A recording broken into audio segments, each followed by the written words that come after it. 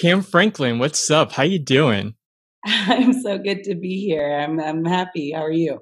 I'm great. You're based out of, I think, Houston, Texas. So how's the COVID situation been for you over there? Uh, I mean, for me personally, I've been staying my butt inside and focused on finishing my records. But I mean, it's not a good climate here, really. People Mm. haven't been following directions, and um, it's a bit wild as far as the pandemic is concerned. But um, you can only control yourself. Well, I'm curious of what you've been doing since then, because I know you've been pretty creative. I mean, you mentioned about working on a record, but one thing I thought that was pretty cool that you've kind of mentioned before that I don't see it now is that you had your personal venue, which is the Sequence Sanctuary. So how are you able to create that? So the as far as my venue, the Sequin Sanctuary, it is a art installation that is constantly changing. It develops in different forms, usually depending on my personal mood. And so this year, it started off with uh, when COVID shut down all my shows, and so I knew I was going to be performing for our fans virtually, and I kind of wanted to just focus on bringing them a more presentable experience, especially if I was going to be by myself and not with my nine other bandmates. And so I made a venue in my house out of all these pieces of sequin that I had kept from previous shows or events that I'd put together. And um, for the first few months, like March, April, May, I was performing every single week for free on our Facebook Live and Instagram Live for tips for the band. Um, and that really slowed down after George Floyd was murdered, and I just really wasn't able to focus and perform the way that I wanted to because I was just so sad. And then towards the end of June, I think it was like June 27th.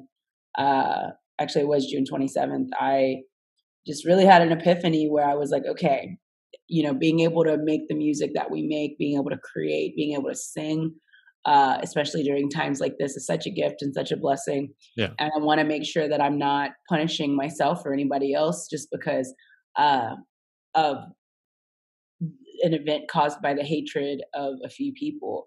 Hmm. And so I've been really trying to focus more on like how I can heal myself and help others through performing. And so the Suffers are in the middle of wrapping up our third studio album, which we had to finish in quarantine. And a few of the songs we recorded part by part by part, which was something completely opposite of what we've done in the past. We're used to doing it all at one time as a big band and whatever.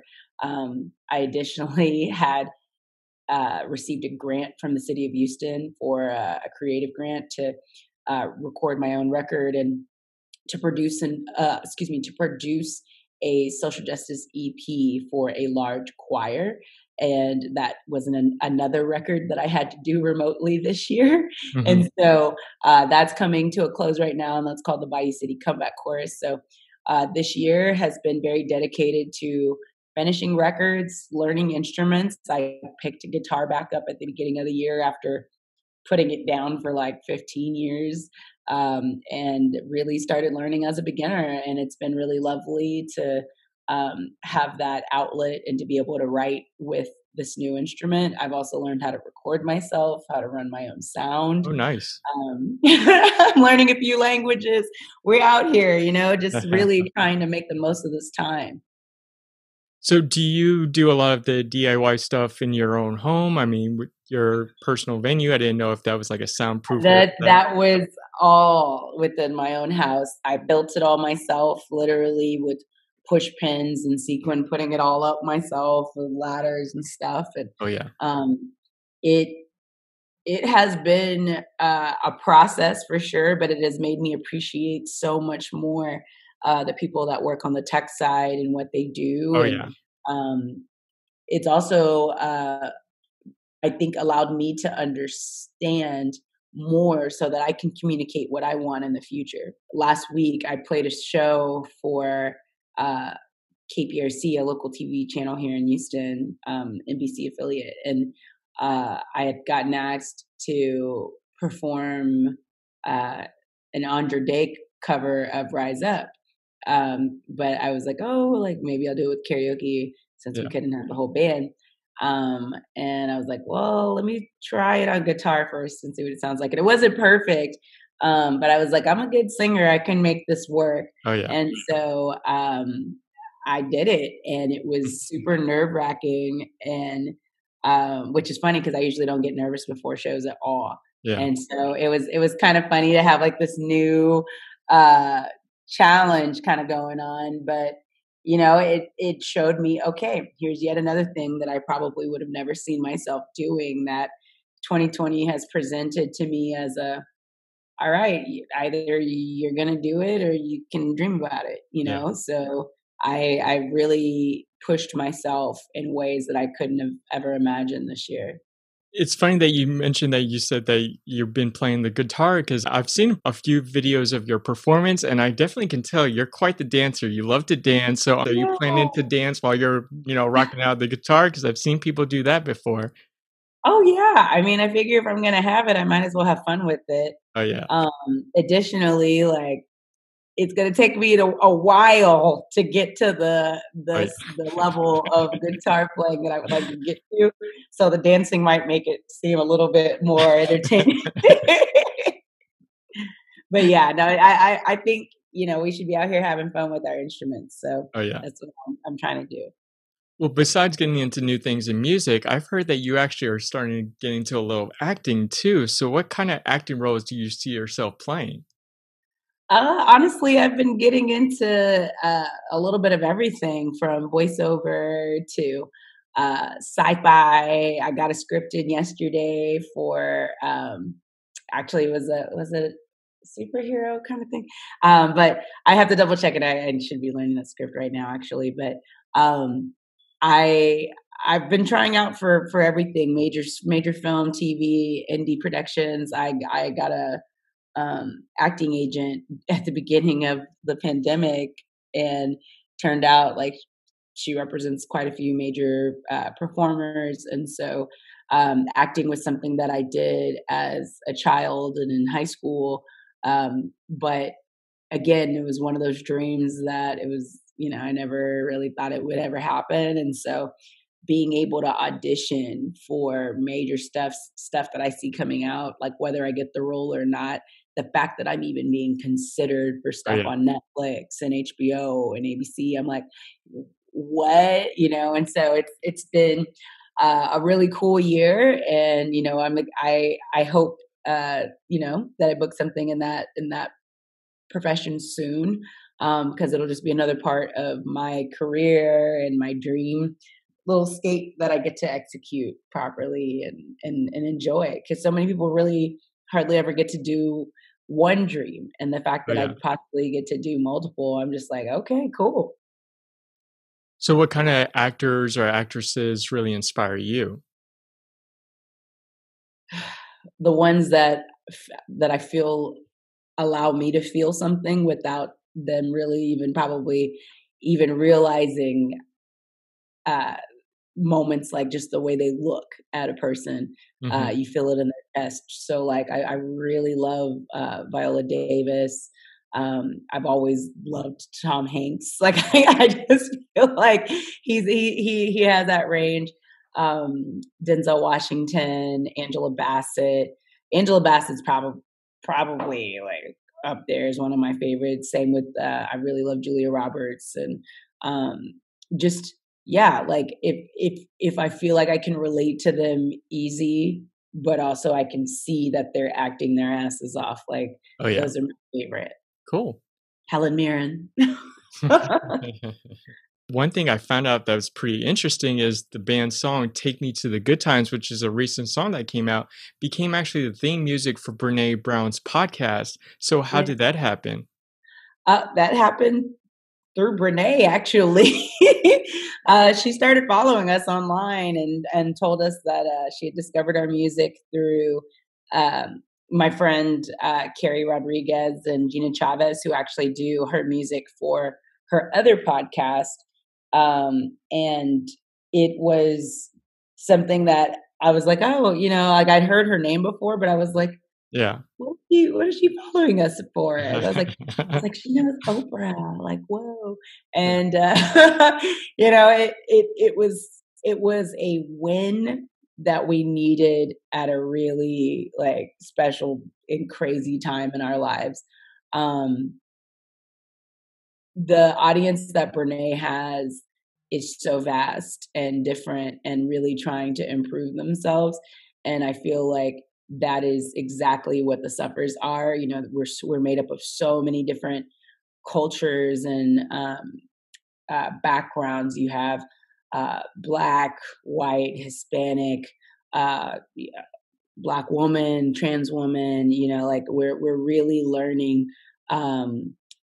how to grow as a group, not only through the things that I've been through or what Juliet's been through, but the journeys that we've been through as a unit, and like how we can take anything that we've been through that might be seen as negative or that we experienced as negative and turn it into a lesson or a memory of loss that we can look back on when we're winning. It's like we've always done a really good job of pushing through to the positive. And yeah, I'm excited to continue doing that. And um, I hope that all of the people that discover us through Brene's podcast Oh yeah. uh, are able to hear that. Well, it's funny you mentioned about the diversity of the band, which it's awesome that it's different people of different backgrounds. So I'm curious of how the chemistry is there, because last time I checked, it was a 10-piece band, but I think it's more than that now. I've kind of lost count of how many people are in the band. So we started off as 10, and we were 10 for about 6 years. And then we were 8 for about 3, and now we are 7. But we occasionally bring in a touring keyboard player for bigger stuff. But it is myself on lead vocals, Juliet Terrell on bass, Michael Razzo on trombone, John Durbin on trumpet, Kevin Bernier on guitar, Jose Luna on percussion, and Nick Zamora on drums. It's unfortunate that you're unable to go on tour due to COVID, but one thing that I'm sure you probably were excited about going to is the Newport Folk Festival in Rhode Island, which I'm a big fan of Newport in Rhode Island. I love that state. Yeah. Why is that one of your favorite places to perform at? Well, it's a great place because it's just a great place. It's really Oh beautiful. yeah. It's on the coast, of the ocean, and the weather's usually perfect. That New England summertime, Oh yeah. perfection. Just really, really gorgeous. But the reason I've always loved playing Newport is because I just feel like I belong there. A lot of places I've gone over the years have just really uh, gone out of their way to like make me not feel welcome, and through classism, through racism, sexism. But I feel like even though Newport has changed a lot over the decades, um, the music has still managed to come first, and the music lover. Newport has been a rock within the folk, Americana, blues, jazz, Hmm. all of that communities for such a long time, that when you get there, I feel like it could be so easy to be so intimidated and whatnot. But again, like what they've created over the years, shout out to Jay Sweet and everybody at the fort, um, is just something really special and wonderful and unique. And, I hope to see it continue to grow. I hope to see it continue to thrive after all of this is said and done. Um, and honestly, I'm just so grateful to them for existing. Like outside of the festival, they do so many wonderful initiatives to help music communities around the Hmm. country, and they've been doing that for so long, and almost in like almost quiet ways. And a lot of companies can't say the same. Oh, yeah. Do you ever see yourself living in Newport or that area? Because I love that Rhode Island, Providence area. Like, it's an amazing area. Maybe a summer home. Maybe a summer home. I'm not really into cold weather like that. Oh, man. I'm a big foodie, so every time I'm there in the New England Lobster area. roll. I said I want the lobster rolls Oh, when I'm yeah. over there. Yeah. I'm big on And lobster rolls. The Dell's lemonade, the frozen Oh, lemonade. yeah. Oh, my God. Sorry, I Amazing. grit my teeth every time I talk about good food because just thinking about it just makes me want to bite my lips and stuff. Oh, no, I understand.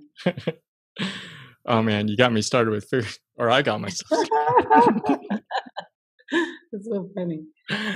Well, and something that interesting I've heard before in a previous interview is that you actually had the opportunity to meet Dave Chappelle, and he actually gave you some good advice or some advice to really help you. So, do you mind sharing what that was?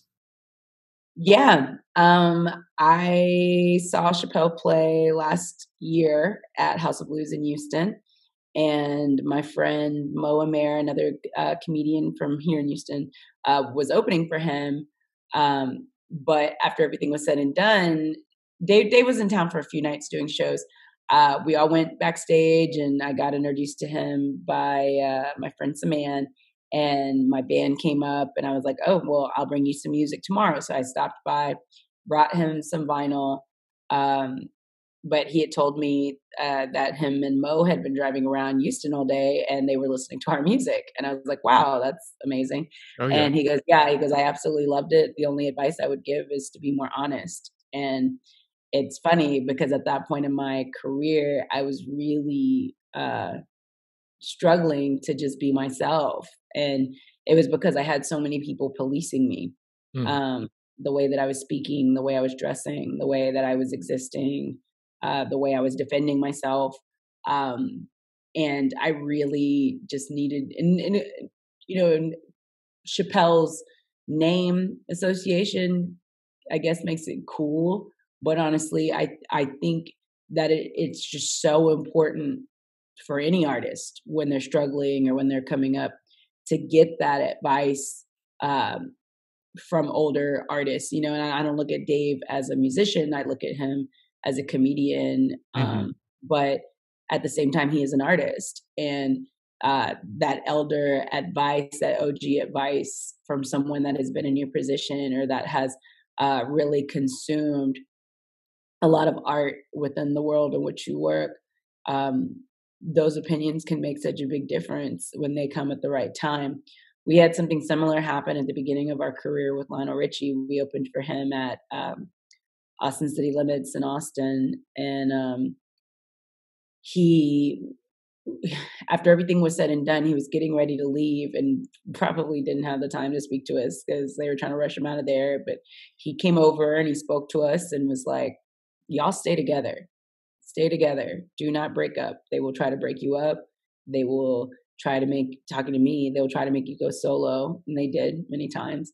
Mm. And he was like, you'll be, if y'all can stay together and make this work, it'll all work out for you. And at that point I was even younger, like this is like almost 7 years ago. And I was just like, wow, like, okay, we're on the right path. Oh, We're on yeah. the right path. And I mean, like, honestly, like those steps are so important. That guidance is so important. And I hope that, artists as they get older understand how important it is to reach out to these younger artists when you see them trying, to let them know, like, keep trying. That's awesome that you got, great advice from legends such as Lionel Richie and Dave Chappelle throughout your musical career. And before being a full-time musician, I heard that you were actually a trade analyst for an investment bank. So how'd you come from doing that to being a front woman of the Sufferers? Well, I'd always done music, but shortly after high school, I had started doing executive assisting and admin assisting and just working as a receptionist at different oil and gas companies doing temp work. I got a full time job as an executive assistant after a few years working at this investment bank, and it was a really great company. However, I often wondered if I would be stuck in that role because I didn't finish my degree. And I didn't finish my degree because I had left to go on a tour with another band called The Very Best from London and Malawi. And then I broke my ankle on that tour, which is what led to a little spiral, a little depression. And I left the industry for a little while, got this job. I was like, oh yeah, I'm gonna get serious about it. I'm gonna get married. I'm gonna do all this other stuff. Yeah. And then the suffers happened. And uh, I had already been at the job for maybe 2 years when the suffers started. And it was supposed to be this thing on the side, like a weekend kind of vibe and or once a month kind of performance thing. And I was excelling at my company, getting promoted. I learned how to do gas and power trade analyzation and contract trade analyzation, and was learning how to do other commodities within the company so that I could eventually just go and get an economics degree and decide if I Hmm. wanted to go to trading myself or do Yeah. something else within the company as I grew within it. And then in 2015, which was like 5 years later, I had to leave because we got offered Letterman. And so I've been doing music I've been touring and doing music full time since January 30th of 2015. And so, yeah, we all used to have real jobs. Kevin, my guitar player, worked at NASA as a contractor for the International Space Station. We had a bunch of teachers within the band. It's like we weren't planning on this to be the full thing, but it took on a life of its own, and I'm grateful it did. I can tell that you definitely have an interest in a range of things besides soul music, which is the Sufferers are known to play a lot of, and you have a lot of interest in ska music and reggae music. So, who are some of your musical influences? Because I think I heard Miley Cyrus was one of them too. Well, I really like Miley Cyrus. I don't know. Sure, we'll say she plays an influence. I really like. Uh, I think she has really great pop songs, and I think that a lot of lessons can be learned from what she does. As far as like influences that I've been listening to my whole life, um, I would say Erica Badu, Yolanda Adams, Jill Scott, Dolly Parton, Selena, Celia Cruz, um, basically Tina Turner, Beyonce, like power singers that don't sound necessarily like everybody else. I really, really love that. Like Luther Vandross was just like, oh my, always trying to copy Luther as a kid, but like um for me now, I'm always listening to a lot of what's new, what's happening, like what's blowing my mind right now. Hmm. Um, I love uh, Yeba and uh, Anderson Paak and Hiatus Coyote. There's a artist out of Houston named Dende who I think is just doing like really, really incredible stuff. Jackie Vincent out of Austin, Joshua Asante out of Little Rock. Like the list goes on and on and on and on. And um, I don't know. I just have a lot of talented friends that I feel are constantly just inspiring me to do more. Krungben, like I'm just like wow, like everyone's just always blowing my mind and inspiring me to challenge myself. As the Suffers wraps up our next record, while we're known for, we've always been this Gulf Coast soul band, where to piss people have gotten to know us, and um, I don't know what the genre of the next album will be labeled as. While yes, there's one or two soul songs on it, I think it might actually get the pop label. Maybe Wow. Miley's had a heavier influence on me than I realized. But I had a chance to not copy, to cover uh, to cover a country song for a project that Houston Public Media did last year, and so I covered "The Climb" by her, and it was just a really fun experience, and I got to deep dive into her style and at least that particular era of her style, and just had fun with it. I love country. You mentioned the climb, and for a while, I was living in the Fiji Islands for a little bit, and they used to, every time in the club, they used to play that song, but like an island remix. So it was like a higher tone. So I didn't even know if it was Miley Cyrus that was singing this song. So because how they just made it more of an island thing. And I was That's grooving on that song for the longest time before I finally knew it was from Miley Cyrus. that's hilarious. I love when that happens. I love that. Oh man. You mentioned Jackie Vincent, and I've had her on the show a while back, and she mentioned that you two have been talking for a while, I guess, of doing some music together. Is that right? Yeah, oh, I love Jackie so much. We just actually one of the songs on the next the next Suffers album. I workshopped with her. Oh, nice. Continuing on about the Suffers, I know the band originally started from being a cover band. So, what at point did it evolve from being a cover band to starting their own music?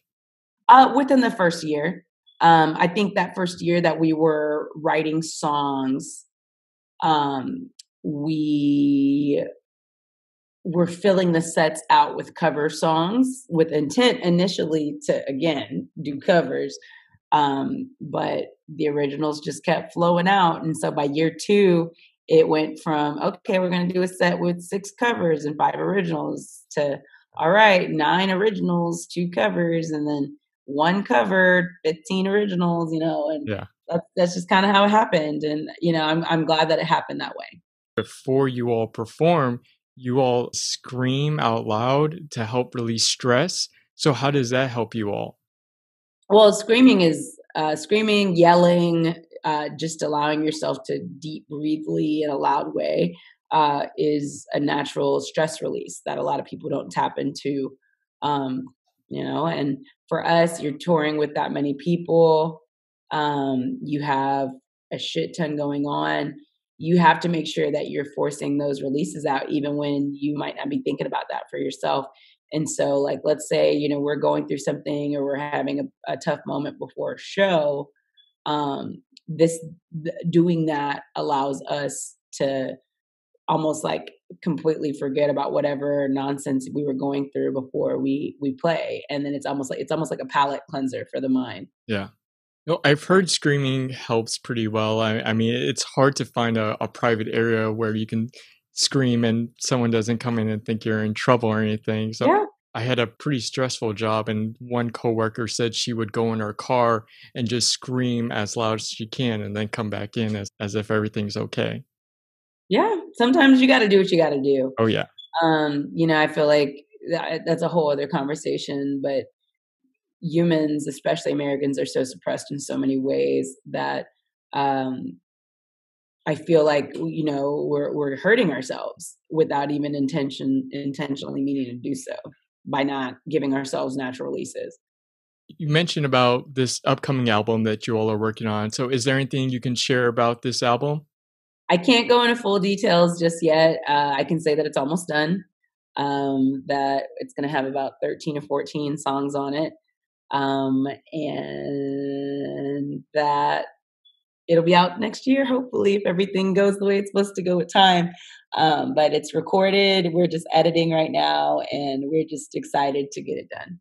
And I heard that you actually write a lot of the lyrics to your music. So did you do the same for this record as well? I did. I got a lot of help from friends and stuff, and collaborated with a lot of people for this record on the lyric side, mainly because in the past, um, not that we didn't want to work with more people, it was just timing and sometimes money and scheduling, whatever. But I put a lot of thought into the people that I asked, and some of the folks like were recommended by the team, and um, it's just so collaborative in a way to where it's like, oh, we're still getting our vision out, but we're getting that additional help where we need it, because like you're gonna get stalled out sometimes when you're working, or um, an idea I feel like can really be enhanced sometimes when you allow somebody else to come in there and help you. So I'm really proud of the work that we've done, and I'm excited for people to listen and check it all out. Awesome.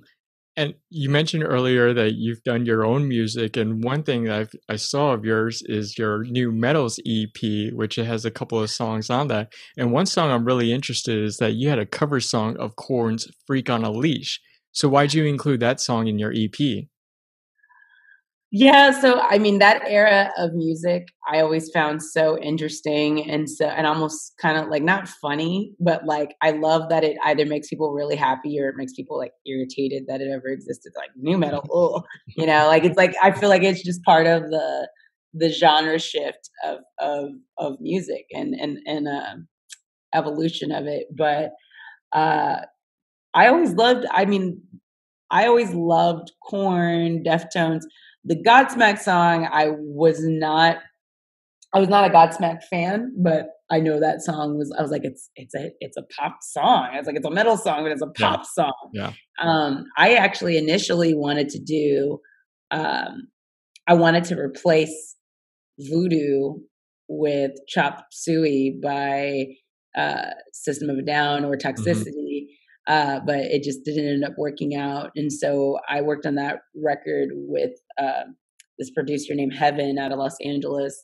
And, we kind of just, it started off as a joke, like, let's just do this like soulful new metals cover record. And it started off with the Deftones cover because I'm a huge Deftones fan. Mhm. Um, but it just kind of evolved, and so I was so happy to get it done and to try it out. And the reason that I really did it all was because I wanted a palate cleanser. I felt like if I did something like that, then no one could talk to me about like what genre I would be allowed to do. Like, okay, yeah, you've Yeah. gotten to discover me through my soul music. Here's this random, new metal cover record that I'm doing so that if I decide to drop my country album or anything else, it won't be of a shock. I would love to hear you do a cover song of that Chop Suey song. That's a crazy song. I like to Yeah, I just thought it would be fun to approach. And it's really, I just really always liked System of a Down. I just always found them so honest and unique and different. And so um, maybe one day I'll approach it in my own way. That is an interesting era. A lot of like awesome, crazy rock songs came out around that time. There's one like a German band that came out with a really popular song. I remember. Rammstein. Yeah, yeah. During that time, they had that crazy song. TRL was just like playing all those awesome rock songs. I heard it's wrong. I heard most of the Really, lyrics in Ducost are wrong, like well, the translation that they were trying to give us. the video is like watching a horror movie. I mean, even that Chop Suey video, like, I mean, I think they had like someone dressed up as a devil or something like that. But yeah, those. Yeah. I mean, I understood. I don't understand on the Ramside side because I didn't understand German and I didn't understand what they were going for. I know, System of a Down was writing a lot of songs about genocide, so I figured everything they put out was going to be heavy. Mm. So You mentioned that you're really interested in like acting roles and stuff like that, and I guess you're really big on movies because I've heard before that the movie The Five Heartbeats helped you give a formula to when it came to music. So, do you mind sharing what kind of formula it helped you with? It well, for anyone that hasn't seen the Five Heartbeats, it's like a cult classic, especially in a lot of Mhm. Black American households. Um, but I would say it helped me in terms of learning that bands fight, learning that bands are family, learning that the industry is not always here for you, and that it's going to be dirty. Learning that. There are going to be things like addiction and alcohol and all of that stuff that come into play, and learning that strong songwriting and hard work wins and presentation wins. And probably wasn't the best movie for me to be watching at 5 or 6 years old, but I learned a lot from it. I had laughed because I had asked Leon Bridges if he had ever met Leon from who was one of the actors and characters in Five Heartbeats, and he was like, "I was actually named after that guy." I was Oh like, wow! "What? Amazing!" I was like, "That's so funny." And then eventually, I saw a photo of them where they actually did meet, and it was just Oh hilarious. man. So funny. Well, we're at a recurring segment in this podcast called Self Reflections. So, this question is, what's the best thing you learned about yourself during this past year? The best thing that I learned about myself during this past year is that I am often too hard on myself, uh, like many other creatives are. But when I get out of my own way and I allow myself to just be free and have fun, I can get so much more accomplished. Oh yeah, I love to see more videos of you in your sequence sanctuary because that is a dope. That's a dope venue. I got to see that Thank you venue so again. much. Thank you. Yeah, there will be more coming up. The Suppers are actually preparing for a holiday show in quarantine that we're putting together. Oh, So nice. I made it into like a little holiday space, and that's what I'm Oh, working. So it should be fun. Yeah. oh man, I can't wait. Well, since we're wrapping up, is there anything you want to share with our listeners? I would encourage people, like, if they want to see that, if they want to keep up with us, to go to, first of all, to go to thesuppers.com. But if they want to, get weird with my band and I, they can join our community at patreon.com/thesuffers. Additionally, if they want to just follow me and see what I'm doing, I am most active on uh, Twitter and Instagram. On Twitter, I am at Kam Franklin with a K, and on Instagram, I am at BamitsCam. Awesome, thank you. All right, well, appreciate this conversation that we had. But Cam Yeah. Franklin, thank you so much for joining us in Irie Chat, and best of luck on everything. Thank you so much, and have a good rest of your day. Thanks.